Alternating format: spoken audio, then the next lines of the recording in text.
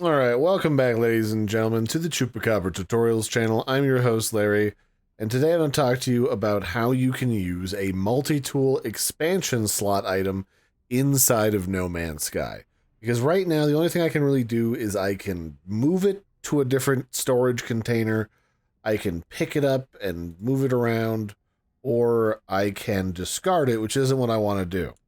In order to use this to increase the inventory slots on my multi-tool, I have to go into a space station or wherever you have access to a multi-tool upgrade station, and then I'm going to use that station in order to upgrade that slot using that expansion item, which is the first one right here.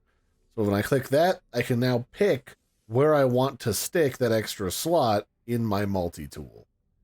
So we'll just say right there, and then apply upgrade circuit, and we're done. Now I have, in my multi-tool, an extra slot down here, where I can then move this.